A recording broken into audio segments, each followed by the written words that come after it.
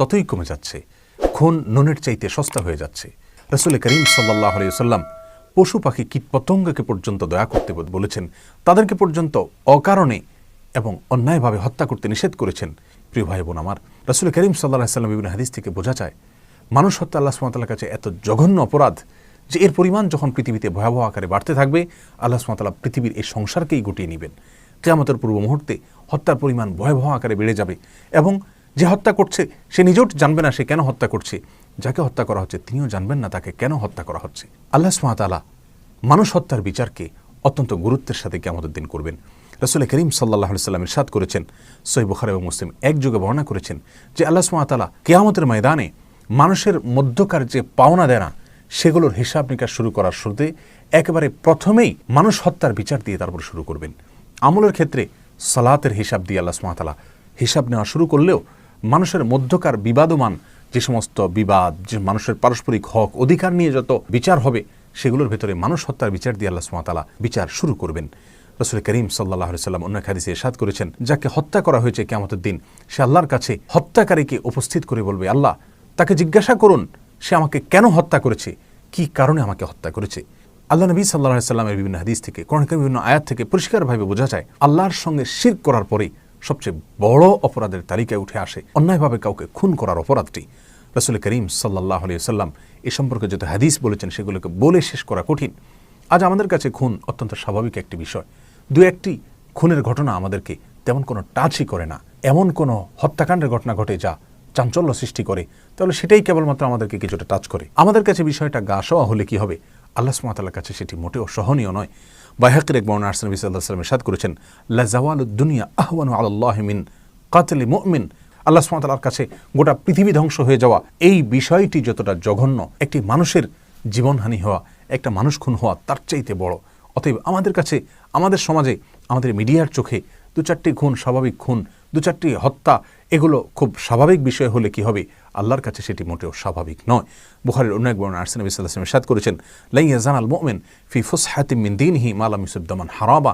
এবং একই ধরনের হাদিস পাশাপাশি ভাষার আরও বিভিন্ন হাদিসের কিতাবে বর্ণিত হয়েছে, যার খোলাসা হলো এরকম যে কোনো মানুষ যদি কোনো মানুষকে হত্যা করে তাহলে তার আশার জায়গা ফুরিয়ে যায়।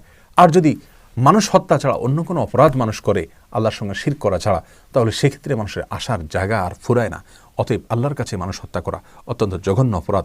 প্রিয় ভাই বোন, আজকাল একটি হত্যাকাণ্ডে যখন অনেক লোক জড়িত থাকে, 5-10 জন 15 জন 20 জন জড়িত থাকে, দুনিয়ার আদালত দেখা যায় যে 2-1 জনকে হয়তো চরম শাস্তি দিলেও অন্যদেরকে বিভিন্ন মেয়াদে সাধারণ বা লঘু শাস্তি দিয়ে থাকেন। কিন্তু আল্লাহ সুবহানাহু ওয়া তাআলার বিধান এক্ষেত্রে মানুষ হত্যার ক্ষেত্রে অত্যন্ত ভয়াবহ, অত্যন্ত কঠোর।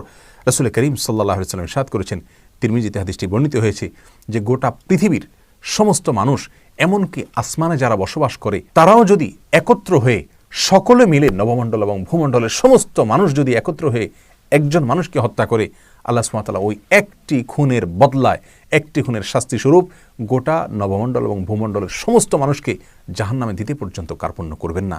আল্লাহর কাছে মানুষ হত্যা এত ভয়াবহ অপরাধ। প্রিয় ভাই বোন আমার, ইবনে মাজার এক হাদিসে আসছে, রাসূল করিম সাল্লাল্লাহু আলাইহি ওয়াসাল্লাম ইরশাদ করেছেন, ওই আল্লাহর শপথ করে বলছি যে আল্লাহর হাতে আমার জীবন। কাবা এবং বাইতুল্লাহকে খেয়াল করে, লক্ষ্য করে, সম্বোধন করে তিনি বলছিলেন প্রতীকীভাবে যে আল্লাহর কাছে তোমার মর্যাদা যত বেশি, একজন মানুষের জীবনের মর্যাদা এবং মূল্য তার চাইতে অনেক বেশি। রাসূল করিম সাল্লাল্লাহু আলাইহি ওয়াসাল্লাম বুখারী মুসলিম হাদিসে বলেছেন, তোমরা 7টি ভয়াবহ ধ্বংসাত্মক অপরাধ থেকে বেঁচে থাকবে। তার শুরুতে তিনি শিরকের কথা বলেছেন, এরপরেই 3 নম্বরে তিনি বলেছেন মানুষ হত্যা করার কথা। সবচাইতে চিন্তার বিষয় হলো রাসূল করিম সাল্লাল্লাহু আলাইহি ওয়াসাল্লাম ইরশাদ করেছেন, আবু দাউদ হাদিসটি বর্ণিত হয়েছে, কুল্লু যামবিন আসাল্লাহু আন ইয়াগফিরাহু ইল্লা মান মাতা মুশরিকান আও কাতালা মুমিনান মুতাআম্মিদা। যত অপরাধ হতে পারে সমস্ত অপরাধের শাস্তি আল্লাহ সুবহানাহু ওয়া তাআলা মওকুফ করতে পারেন, তবে যে ব্যক্তি মুশরিক অবস্থায় শিরক করতে করতে মৃত্যুবরণ করেছে অথবা কোনো মানুষকে, কোনো মুমিনকে ইচ্ছাকৃত হত্যা করেছে, এই 2 অপরাধ এটা আল্লাহ সুবহানাহু ওয়া তাআলা মাফ করবেন না। এবং কোরআন কারীমে সূরা নিসা 93 নম্বর আয়াতে একই কথা বলা হচ্ছে। আল্লাহ সুবহানাহু ওয়া তাআলা বলেছেন, ওমা ইয়াকতুল মুমিনান মুতাআম্মিদা ফাজাযাউহু জাহান্নাম খালিদান ফিহা ওয়া গাদিবাল্লাহু আলাইহি ওয়া লাআনাহু আ'আদ্দা লাহু আযাবান আযীমা। আল্লাহ সুবহানাহু ওয়া তাআলা এই আয়াতে 5টি শাস্তির কথা বলেছেন, 5টি কঠিন ভয়াবহ সতর্ক বার্তা তিনি জারি করেছেন।